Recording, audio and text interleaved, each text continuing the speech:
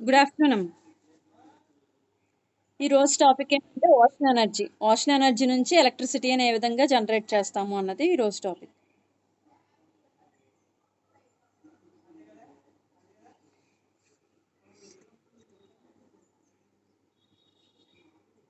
Ocean energy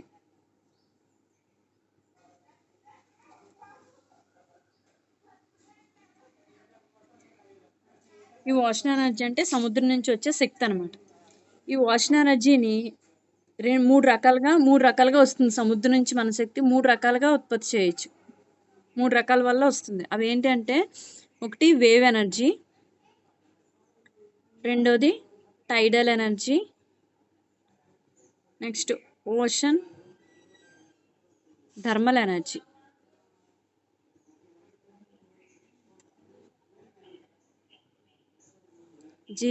దీన్నే OTEC అంటారు, ocean thermal energy.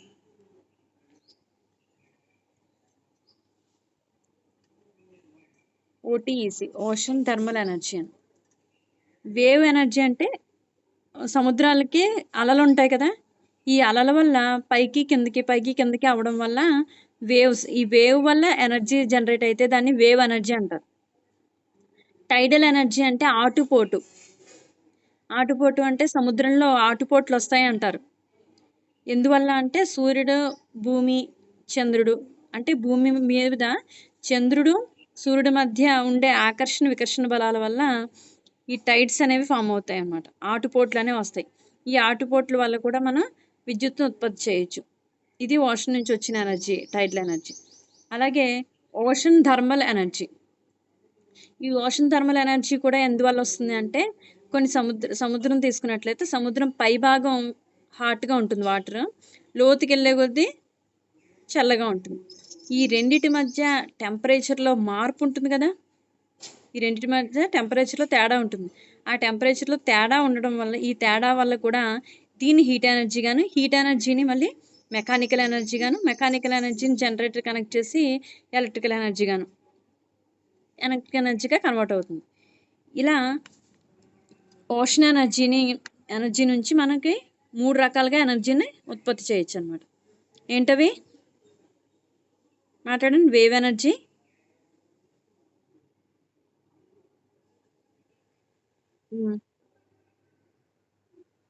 టైడల్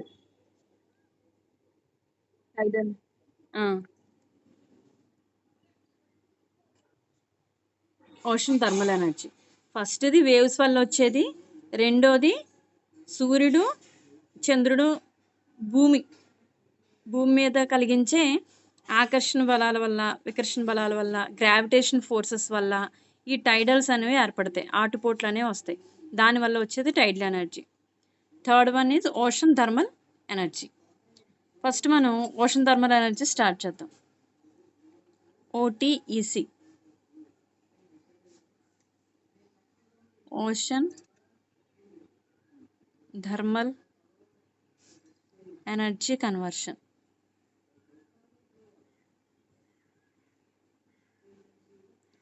ocean thermal energy conversion, OTEC అని. ఇది దేనివల్ల వస్తుంది యాక్చువల్గా అంటే సముద్రంలోని పై లేయర్ యొక్క టెంపరేచర్ హైగా ఉంటుంది, హై టెంపరేచర్ ఉంటుంది. లోతుకి పోయే కొలది లో టెంపరేచర్ ఉంటుంది. ఈ హై టెంపరేచర్, లో టెంపరేచర్ వల్ల వచ్చేది temperature difference TH minus TL. ఈ టెంపరేచర్ డిఫరెన్స్ వల్ల మనకి ఈ హీట్ ఎనర్జీ నుంచి మెకానికల్ ఎనర్జీగా కన్వర్ట్ అవుతుంది. ఈ మెకానికల్ ఎనర్జీ ఎలక్ట్రికల్ ఎనర్జీగా కన్వర్ట్ అవుతుంది.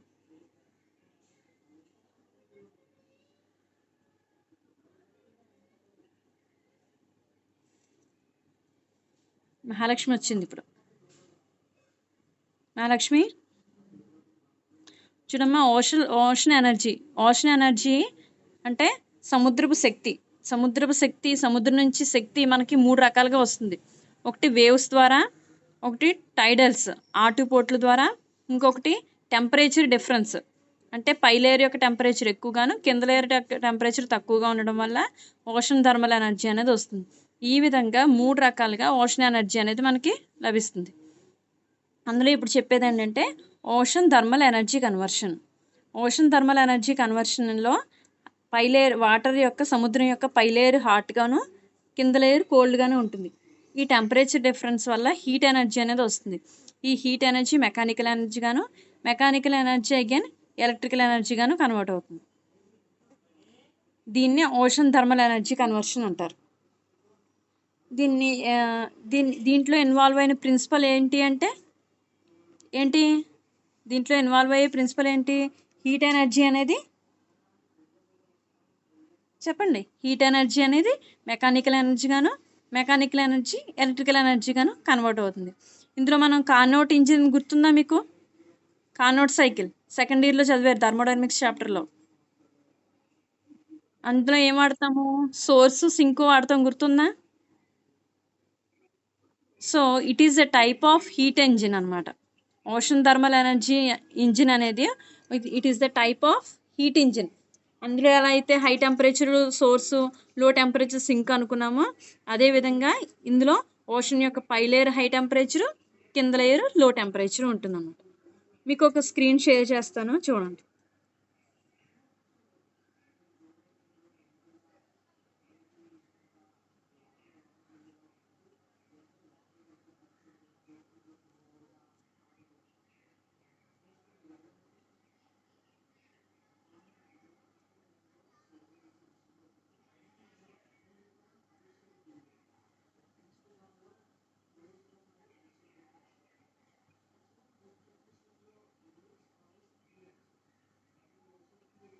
కనబడుతుందమ్మా? ఇందులో ఏంటంటే ఈ ఓషన్ ఉంది కదా, సముద్రం ఉంది కదా, ఇది పై లేయర్, ఇది కింద లేయర్లో ఒక 2 ట్యూబ్స్ ఉన్నాయి. ఇది హై టెంపరేచర్ది, ఇది లో టెంపరేచర్ కోల్డ్ వాటర్. ఇప్పుడు ఏం చేస్తారంటే ఇది ఒక ఇంజిన్. దీనిలో ఒక వర్కింగ్ ఫ్లూయిడ్ అనేది ఒకటి పెడతాం. అందులో ఎలా అయితే వర్కింగ్ సబ్స్టెన్స్ ఉంటుంది చూసారా, సోర్స్ సింక్కి గుర్తుందా? Working substance, source sink, insulator అని అనుకున్నాం. అలాగే ఇక్కడ ఒక వర్కింగ్ ఫ్లూయిడ్ ఒకటని పెడతాం. ఈ వర్కింగ్ ఫ్లూయిడ్ ఏం చేస్తుందంటే ఇలా ఫ్లో అవుతుంది. ఇక్కడ హై టెంపరేచర్ ఉంటుంది కదా, ఈ హై టెంపరేచర్ నుంచి ఇక ఇది హై టెంపరేచర్ పాయింటర్ కనబడుతుంది కదా, ఈ ఓషన్ యొక్క అప్పర్ లేయర్. ఈ అప్పర్ లేయర్లో హై టెంపరేచర్ వాటర్ అనేది ఉంటుంది. ఈ హై టెంపరేచర్ వాటర్ నుంచి ఇలా దీంట్లోకి పంపిస్తాం. పంపించేటప్పటికి ఇది ఎవాపరేటర్ అంటారు దీన్ని. ఈ ఎవాపరేటర్లో ఏమవుతుందంటే మన వర్కింగ్ ఫ్లూయిడ్ ఉంటుంది కదా, ఈ ఫ్లూయిడ్ ఇక్కడ ఉంటుంది. ఇది ఏం చేస్తుందంటే ఈ హై టెంపరేచర్ ఉంది కాబట్టి, వాటర్ వెళ్ళేది హై టెంపరేచర్ కాబట్టి అందులోంచి హీట్ని అబ్జర్వ్ చేసుకుంటుంది. అబ్జర్వ్ చేసుకుని ఈ హీట్ని అబ్జర్వ్ చేసుకుని ఇది ఆవిరిగా మారుతుంది. ఈ ఫ్లూయిడ్ అనేది ఆవిరిగా మారి ఇది ఇలా ఫ్లో అవుతుంది అనమాట. అంటే ఈ వర్కింగ్ ఫ్లూయిడ్ యొక్క టెంపరేచర్ ఎక్కువగా ఉంటుంది కాబట్టి దీని డెన్సిటీ తగ్గిపోతుంది. ఎప్పుడైతే టెంపరేచర్ ఎక్కువ ఉందో ఫ్లూయిడ్ యొక్క డెన్సిటీ కూడా తగ్గుతుంది కదా. సో ఏమైతే ఇది ఇలా వెళ్తుంది. వెళ్ళిన తర్వాత ఇక్కడ ఒక టర్బైన్ ఉంటుంది. ఈ టర్బైన్ ఏమవుతుంది, ఇలా వెళ్ళి ఈ టర్బైన్ రొటేట్ చేస్తుంది. రొటేట్ చేసినప్పుడు ఇది మెకానికల్ ఎనర్జీగా కన్వర్ట్ అవుతుంది. ఈ మెకానికల్ ఎనర్జీ ఈ జనరేటర్ కనెక్ట్ చేస్తాము. ఫారడేస్లా చెప్పాం కదా, ఈ జనరేటర్ ఏం చేస్తుందంటే ఈ మెకానికల్ ఎనర్జీని ఎలక్ట్రికల్ ఎనర్జీగా కన్వర్ట్ చేస్తుంది. ఇప్పుడు ఇది మళ్ళీ కూల్ అయిపోతుంది కదా, మళ్ళీ కూలింగ్ ఇక్కడ ఇలా హీట్ ఎక్కి ఇలా పైకి వచ్చి టర్బైన్ తిప్పుతుంది. మళ్ళీ కిందకు వచ్చిన తర్వాత ఇక్కడ కింద నుంచి కోల్డ్ వాటర్ పైకి వెళ్తుంది. ఇక్కడ నుంచి వాటర్ పైకి వెళ్తుంది, కోల్డ్ వాటర్.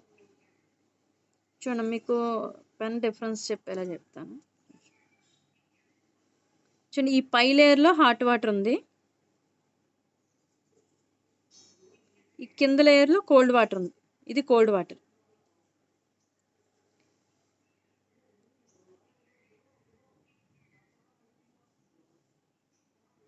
ఇప్పుడు ఈ హాట్ వాటర్ అనేది ఇలా వెళ్తుంది. ఇక్కడ ఉన్న వర్కింగ్ సబ్స్టెన్స్ ఈ హాట్ వాటర్ని తీసుకుని, హాట్ వాటర్లో హీట్ని తీసుకుని ఇది ఇలా వెళ్ళి టర్బైన్ రొటేట్ చేస్తుంది. రొటేట్ చేసిన తర్వాత అదే హీట్ వాటర్ ఇలా అదే హీట్ ఫ్లూయిడ్ ఉంటుంది కదా, వర్కింగ్ ఫ్లూయిడ్ ఇలా రాగానే ఇక్కడ నుంచి కోల్డ్ వాటర్ అనేది పైకి వెళ్తుంది. పైకి వెళ్ళి ఈ హీట్ని అబ్జర్వ్ చేసుకుని ఇది టెంపరేచర్ పెరిగిపోతుంది కదా, టెంపరేచర్ పెరిగిపోతే ఏమవుతుంది, ఇది మళ్ళీ హాట్ వాటర్గా మారి పై లేయర్కి వెళ్ళిపోతుంది.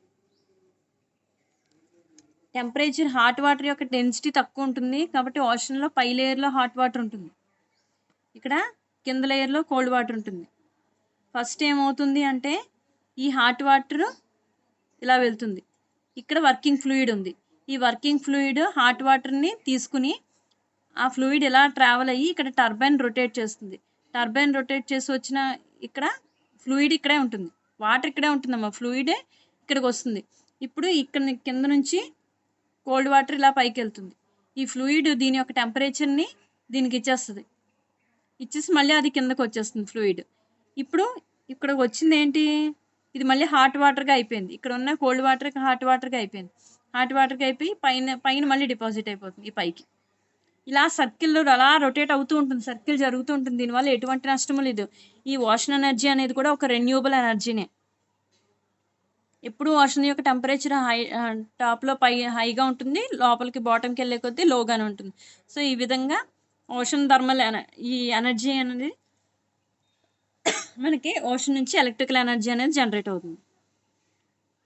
అర్థమైందమ్మా నాగవల్లి? లక్ష్మి అర్థమవుతుంది కదమ్మా?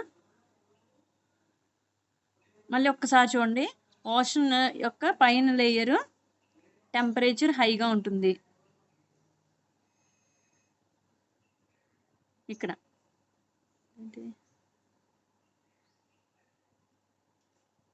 దీని టెంపరేచర్ హైగా ఉంటుంది, దీని టెంపరేచర్ లోగా ఉంటుంది. ఎప్పుడైతే హై టెంపరేచరో ఇది లిక్విడ్, ఇక్కడ మనం తీసుకున్న ఫ్లూయిడ్ హీట్ ఎక్కుతుంది. హీట్ ఎక్కిన తర్వాత ఇలా ట్రావెల్ చేసి టర్బైన్ రొటేట్ చేసి మళ్ళీ అదే హీట్గా ఉన్న ఫ్లూయిడ్ ఇక్కడికి వస్తుంది. ఇక్కడ నుంచి కోల్డ్ వాటర్ ఇక్కడికి వెళ్ళి ఈ హీట్ని ఈ కోల్డ్ వాటర్ తీసేసుకుని ఇప్పుడు కోల్డ్ వాటర్ హీట్ ఎక్కుతుంది. దీన్ని ఏమంటామంటే కండెన్సర్ అంటాం, దీన్ని ఎవాపరేటర్ అంటాం. ఎవాపరేటర్ అంటే హీట్ని తీసుకుని ఎవాపరేట్ అవుతుంది, ఇక్కడ కోల్డ్ హీట్ని ఇచ్చేసి కండెన్స్ అయిపోతుంది. కండెన్స్ అయిపోయి మళ్ళీ ఫ్లూయిడ్ వెనక్కి వచ్చేస్తుంది, ఇక్కడికి మళ్ళీ హాట్ వాటర్ పై లేయర్కి చేరుకుంటుంది అన్నమాట. ఈ విధంగా సైకిల్ అనేది జరుగుతూ ఉంటుంది, దీనివల్ల ఎలక్ట్రిసిటీ ప్రొడ్యూస్ అవుతుంది. అర్థమైందమ్మా అందరికీ? ఓకే. ఇప్పుడు దీనిలో ఎలా జరుగుతుంది అన్నది ఒక ఈక్వేషన్ పరంగా చూద్దాం. ఇప్పుడు P0 అనుకుందాం, పవర్ అనేది వాటర్కి ఉండే పవర్ P0 అనుకుంటే, అంటే హాట్ వాటర్ వల్ల వచ్చిన పవర్.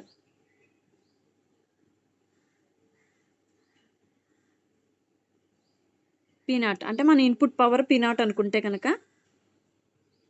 డెల్టా T అనేది ఏంటి, temperature difference. So delta T is equal to hot temperature minus cold temperature, అంటే పై లేయర్ యొక్క టెంపరేచర్ మైనస్ కింద లేయర్ యొక్క టెంపరేచర్ చేస్తే వచ్చింది డెల్టా T.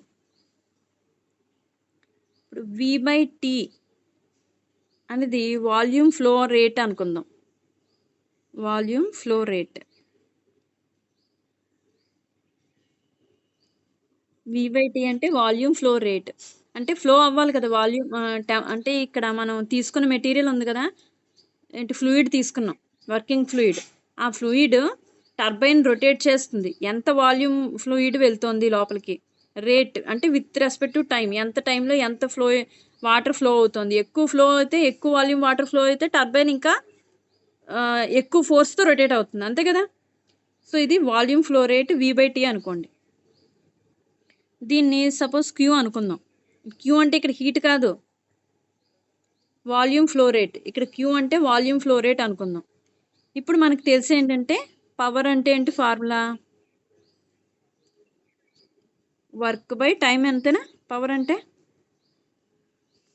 లేదా ఎనర్జీ బై టైం అని కూడా అనొచ్చు. వర్క్ అన్నా ఎనర్జీ అన్నా ఒకటే. So energy by time.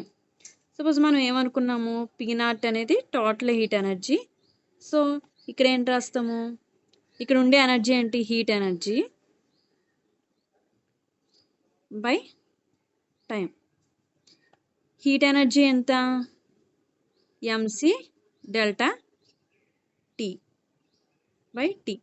ఈ టీ ఏమో టైం అమ్మ, ఈ టీ టెంపరేచర్, కెల్విన్స్లో కొలుస్తాం కదా. డెల్టా టీ ఇది టెంపరేచరు, ఇది time. Power is equal to energy by time వేసాను. సో ఎనర్జీ అంటే హీట్ ఎనర్జీ ఎంత? MC delta T by T. So ఇప్పుడు ఏం చేస్తున్నానంటే రెండు వైపులా క్యాపిటల్ వి వాల్యూమ్తో మల్టిప్లై చేశాను. రెండు వైపులా ఏం చేసాము? వాల్యూమ్తో మల్టిప్లై చేసాం. ఇది 1000. ఇప్పుడు ఏమైంది? M C delta T by V into V by T రాయచ్చు కదా. ఈ వీని ఇక్కడ రాసుకున్నాను, ఈ టీని ఇక్కడ రాసా. సో ఇక్కడ వి బై టీ అంటే మనం ఏమనుకున్నాం? వాల్యూమ్ ఫ్లో రేట్ అనుకున్నాం. So volume flow rate Q.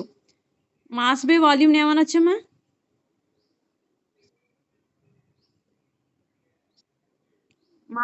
Mass by volume ఏంటమ్మా? Very good, density.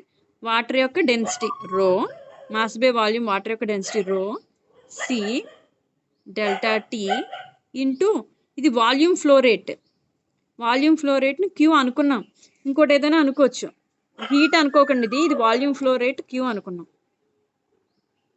ఇది మనకు వచ్చిన P0 వాల్యూ. ఓకేనా? ఇది ఈక్వేషన్ 1 అనుకోండి. మనకి సెకండ్ లా ఆఫ్ థర్మోడైనమిక్స్ నుంచి అలాగే మనకి కార్నోట్ సైకిల్ తెలుసా? Carnot engine. ఇదేంటి? Reversible engine. అంటే యాక్చువల్గా అయితే కార్నోట్ ఇంజిన్ అనేది ఎక్కడ ఎగ్జిస్ట్ అవ్వదు. మనం ఓషన్ యొక్క హై టెంపరేచర్ లో టెంపరేచర్ డిఫరెన్స్ వల్ల వచ్చిన హీట్ ఎనర్జీ మొత్తం ఎలక్ట్రికల్ ఎనర్జీగా కన్వర్ట్ అవ్వదు. ఇది హైలీ ఇంపాసిబుల్. ఒకవేళ కన్వర్ట్ అయితే if it is a reversible process, ఒకవేళ కన్వర్ట్ అంటే టెంపరేచర్ డిఫరెన్స్ వల్ల వచ్చిన హీట్ ఎనర్జీ మొత్తం ఎలక్ట్రికల్ ఎనర్జీగా కన్వర్ట్ అయ్యింది అనుకుంటే మనం రివర్సిబుల్ సైకిల్ అయినా కార్నోట్ ఇంజిన్ తీసుకుంటాం. దాని ఎఫిషియన్సీ ఎక్కువ కదా. సో సపోజ్ P1 అనేది పవర్. ఇంకా ఏం చెప్పాలంటే ఎఫిషియన్సీ, దీని ఎఫిషియన్సీ ఎంత? కార్నోట్ సైకిల్ ఎఫిషియన్సీ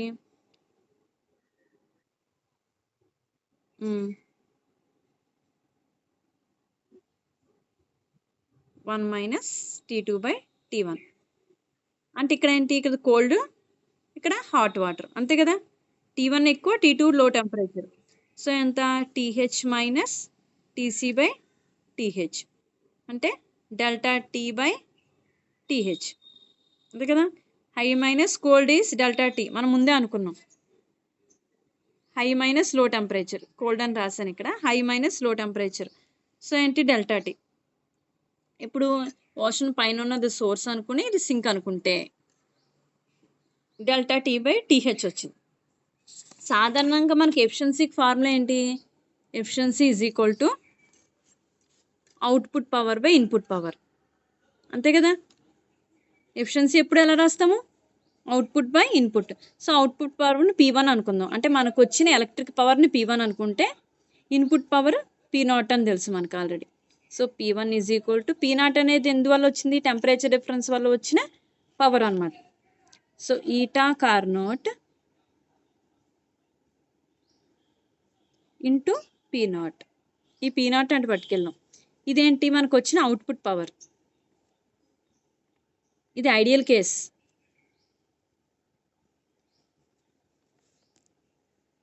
ఎందుకంటే మొత్తం హీట్ అంతా ఎనర్జీగా కన్వర్ట్ అయ్యింది అనుకుంటే మనం కార్నోట్ సైకిల్ ఎఫిషియన్సీని యూజ్ చేసుకున్నాం ఇక్కడ. So eta Carnot into P0. P0 అంటే మనం ఆల్రెడీ డెరైవ్ చేసాం. ఏంటి? Rho C Q delta T. So rho C Q delta T is P1, అంతేనా. అర్థమైంది ఇక్కడ. Output power is P1 is equal to efficiency into input power. So input power మనం already calculate చేసాం. ఇప్పుడు eta Carnot అంటే మనకి ఏం తెలుసు? డెల్టా టీ బై TH, అవునా కదా. ఈటా కార్నోట్ ఎంత? Delta T by TH. ఇక్కడ వేసాము delta T by TH into రో సిక్యూ డెల్టా టీ. సేమ్ ఏంది రో CQ by TH into delta T whole square. So అంటే అర్థం ఏంటి, అవుట్పుట్ పవర్ మనకి ఎప్పుడు ఎక్కువ వస్తుంది, ఎక్కువ పవర్ మనకి ఎప్పుడు ఎక్కువ వస్తుంది టెంపరేచర్ డిఫరెన్స్ ఎక్కువ ఉన్నప్పుడు. అంటే హాట్ వాటర్ టెంపరేచర్ సీలో పై లెవెల్ యొక్క టెంపరేచర్ బాగా ఎక్కువగాను కింద లెక్క టెంపరేచర్ బాగా తక్కువగాను ఉండాలి. అప్పుడు డెల్టా టీ అనేది ఎక్కువ ఉంటుంది. హైట్ కాదమ్మా అనేది నేను, టెంపరేచర్. పై లెవెల్ యొక్క టెంపరేచర్ ఎక్కువగాను కింద లెవెల్ యొక్క టెంపరేచర్ తక్కువగా ఉందనుకో, ఆటోమేటిక్గా టెంపరేచర్ డిఫరెన్స్ పెరుగుతుంది.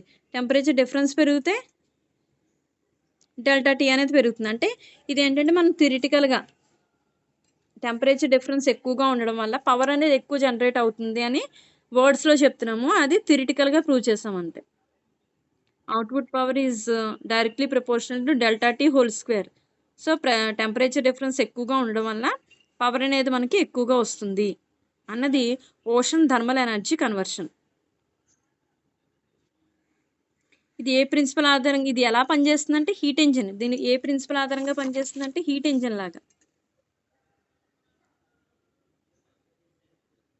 Like heat engine.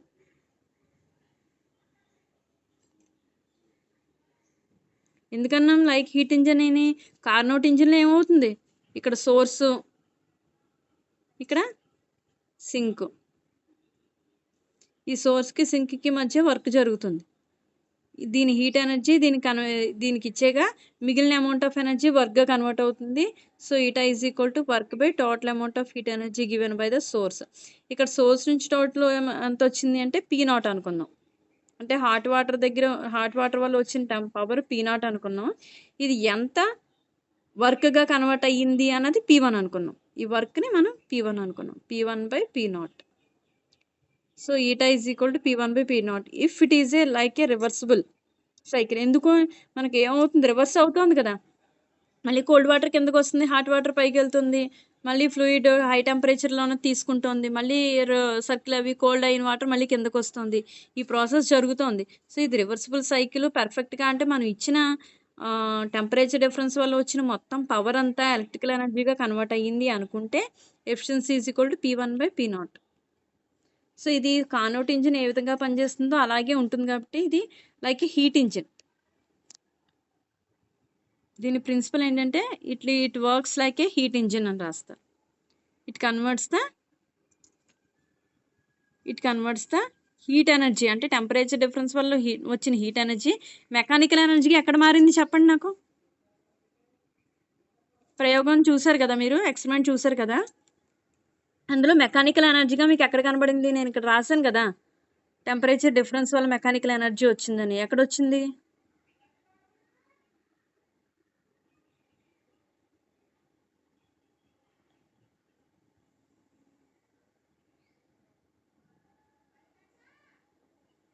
ఒకసారి అదే డయాగ్రామ్ స్క్రీన్ షేర్ చేయనా? నాకు మెకానికల్ ఎనర్జీగా ఎక్కడ కన్వర్ట్ అయింది చెప్పండి.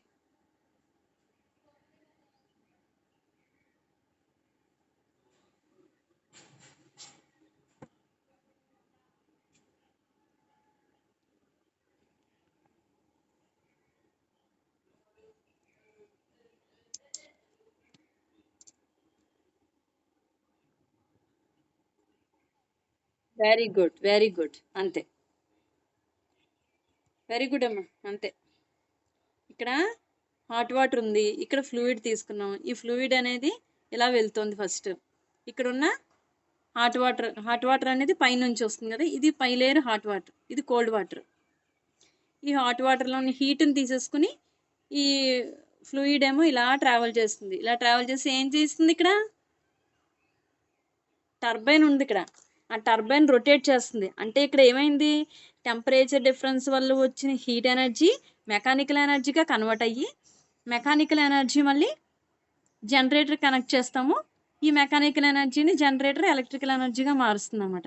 దాన్ని ఒక లోడ్కి ఇస్తే మనకి పవర్ అనేది జనరేట్ అవుతుంది. అంతే. Very good. ఓకే. నెక్స్ట్ క్లాస్‌లో మనం ఏంటంటే టైడల్ ఎనర్జీ గురించి చెప్తాను.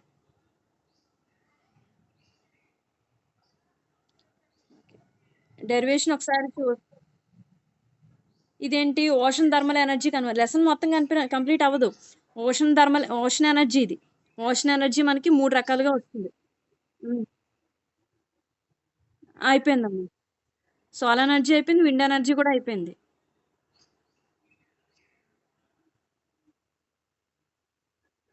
విండ్ ఎనర్జీ మళ్ళీ సిలబస్ అయిపోయాక మళ్ళీ రిపీట్ చేస్తానమ్మా విండ్ ఎనర్జీ.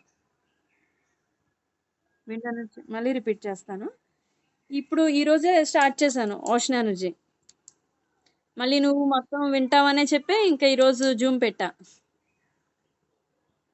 నీ కనెక్ట్ అవ్వట్లేదన్నావు కదా వెబెక్స్ అయితే. ఓకే. ఇప్పుడేంటంటే ఓషన్ ఎనర్జీ కూడా ఒక రెన్యూవబుల్ ఎనర్జీ. మనం చదివే చాప్టర్ పేరే రెన్యూవబుల్ ఎనర్జీ. ఇప్పుడు మనం చదివేది ఈ టాపిక్ ఏంటంటే ఓషన్ ఎనర్జీ. ఓషన్ ఎనర్జీ అనేది రెన్యూవబుల్ ఎనర్జీ. ఈ రెన్యూవబుల్ ఎనర్జీ, ఓషన్ ఎనర్జీ మనం ఎన్ని రకాలుగా వస్తుంది అనుకుంటే వేవ్స్ నుంచి వస్తుంది. నెక్స్ట్ టైడల్ నుంచి వస్తుంది. నెక్స్ట్ టెంపరేచర్ డిఫరెన్స్ వల్ల. So thermal energy ocean thermal energy అన్నాం అందుకే దాన్ని. టెంపరేచర్ డిఫరెన్స్ వల్ల వస్తుంది. ఈ 3 రకాల్లో ఒక రకమైన ఓషన్ థర్మల్ ఎనర్జీ కన్వర్షన్‌లో చెప్పుకున్నాం. ఇందులో టెంపరేచర్ డిఫరెన్స్ వల్ల heat energy. This heat energy is converted into mechanical energy by using turbine. After that, turbine is connected to generator. So, mechanical energy converted into electrical energy. ఇప్పుడు ఇందులో ఏం జరుగుతుంది అనేది working ఏమో ఇప్పుడు మీకు పోస్ట్ చేశాను కదా ఇది. ఈ స్క్రీన్ చూస్తే మీకు ఇది వర్కింగ్ అనేది ఫ్లూయిడ్ తీసుకున్నామని అది ఒక సోర్సు సింక్గా వర్క్ చేస్తుంది. హై టెంపరేచర్దేమో సోర్స్ గాను, లో టెంపరేచర్ది సింక్ గాను వర్క్ చేస్తుంది. సో ఇది హీట్ ఇంజిన్ ఎలా పనిచేస్తుందో ఆ విధంగానే పనిచేస్తుంది. ప్రిన్సిపల్ ఏంటంటే హీట్ ఇంజిన్ ఎలా పనిచేస్తుందో అలాగే. ఇందువల్ల అందులోని సోర్సు సింక్ ఎలా ఉందో ఇందులో హై టెంపరేచర్, లో టెంపరేచర్ ఉంది. ఓకేనా? దీనికి డెరివేషన్ చెప్పుకున్నాం కదా. ఒకసారి డెరివేషన్ చూస్తాను అంటే ఒకసారి చూడండి డెరివేషను. తర్వాత మనం నెక్స్ట్ చాప్టర్కి వెళ్దాం. ఇప్పుడు మనం టెంపరేచర్ డిఫరెన్స్ వల్ల వచ్చిన టోటల్ పవర్ P0 అనుకున్నాం. ఈ మొత్తం పవర్ వర్క్గా ఈ మొత్తం పవర్ అంతా మనకి ఎలక్ట్రికల్ ఎనర్జీగా కన్వర్ట్ అవ్వదు. సో ఏంటంటే ఈ డెల్టా టీ అనేది హై టెంపరేచర్ మైనస్ లో టెంపరేచర్. క్యూ అనుకున్నానమ్మా. క్యూ అంటే హీట్ ఎనర్జీ కాదు, వాల్యూమ్ ఫ్లో రేట్. అంటే టర్బైన్ రొటేట్ చేయాలి కదా. ఇది రొటేట్ చేయాలంటే ఎంత వాల్యూమ్ ఫ్లూయిడ్ అనేది దీన్ని రొటేట్ చేయగలిగింది అంటే area into thickness of the turbine అనమాట. సో ఎంత వాల్యూమే కదా. అంటే ఫ్లో రేట్ అనేది దేనికి ఉంటుంది? వాల్యూమ్కే ఉంటుంది కదా, ఏరియాకి కాదు కదా. ఒక ఫ్లూయిడ్ ఉందంటే ఫ్లో అవుతుందంటే దానికి వాల్యూమ్ ఉంటుంది. టైంతో ఏ విధంగా ఎంత రేటు ఫ్లో అయింది అని దాని మీదే కదా అంటే పవర్ అనేది డిపెండ్ అయి ఉంటుంది. ఇది టర్బైన్ ఎంత ఫాస్ట్గా రొటేట్ అయింది, ఎలా రొటేట్ అయింది దాన్ని బట్టి ఉంటుంది. కాబట్టి ఈ V/Tని వాల్యూమ్ ఫ్లో రేట్ని క్యూ అనుకున్నాను అంతే. మీరు క్యాపిటల్ V/T ఉంచేసినా పర్లేదు డెరివేషన్లో. So power is equal to work energy by time. Energy అంటే ఇక్కడ ఉన్న మనకి ఎనర్జీ ఏంటి? టెంపరేచర్ డిఫరెన్స్ వల్ల వచ్చిందే కదా. సో అది heat energy. So heat energy by time వేసాం. హీట్ ఎనర్జీ అంటే MC డెల్టా T/T. పైన కింద వాల్యూమ్తో మల్టిప్లై చేసాం. సో ఈ వీని ఇటు పెట్టి ఈ టీని ఇక్కడ పెట్టాం. ఇది వాల్యూమ్ ఫ్లో రేట్ V/T. ఇక్కడ చూడు వాల్యూమ్ ఫ్లో రేట్. ఈ V/T ప్లేస్లో క్యూ పెట్టాం. మాస్ బై వాల్యూమ్ అంటే డెన్సిటీ. అంటే మనం తీసుకున్న వాటర్ యొక్క డెన్సిటీ ఎక్కువగా ఉన్నా సరే దాని టర్బైన్ రొటేట్ చేయడం అనేది డెన్సిటీ ఎక్కువగా ఉంటే ఈజీ అవుతుంది. సో డెన్సిటీ ఎక్కువ ఉన్న పవర్ ఎక్కువ వస్తుంది. ρC delta T Q. మనం ఇది హీట్ ఇంజిన్ ప్రకారం కదా. దీని ప్రిన్సిపల్ ఏంటి? Heat engine. So heat engine కాబట్టి దాన్ని సపోజ్ కార్నోట్ అనుకున్నాం. కార్నోట్ ఇంజిన్ అంటే డెల్టా T/T1. ఇక్కడ T1 అంటే హై టెంపరేచర్ కాబట్టి TH అన్న డెల్టా T/TH. ఇప్పుడు మనం ఏం చేసాము? Efficiency is equal to output power by input power. So మనకి వచ్చిన అవుట్పుట్ పవర్ ఎంత అనుకుంటే eta Carnot into P0. P0 already మనం క్యాలిక్యులేట్ చేసింది వేసాం. Carnot delta T/TH. Okay. So ఏమైంది? ρCQ TH into delta T whole square. So temperature difference అంటే water లెవెల్‌లో పైన ఉన్న వాటర్ యొక్క టెంపరేచర్ ఎక్కువగాను, కింద ఉన్న వాటర్ యొక్క టెంపరేచర్ తక్కువగా ఉంటే, డిఫరెన్స్ ఎక్కువగా ఉంటే హీట్ ఎనర్జీ ఎక్కువొస్తది. హీట్ ఎనర్జీ ఎక్కువగా వస్తే పవర్ ఎక్కువొస్తుంది. So, output power depends upon the temperature difference between the upper layer and upper layer and lower layer of the ocean. This is all about ocean thermal energy conversion. Okay అమ్మా? Next మనం మీకు చెప్పాను కదా! ఇందాక మనం అనుకున్నట్టుగానే start చేస్తాను. Next మన టాపిక్ ఏంటంటే టైడల్ ఎనర్జీ. ఓకే అమ్మా?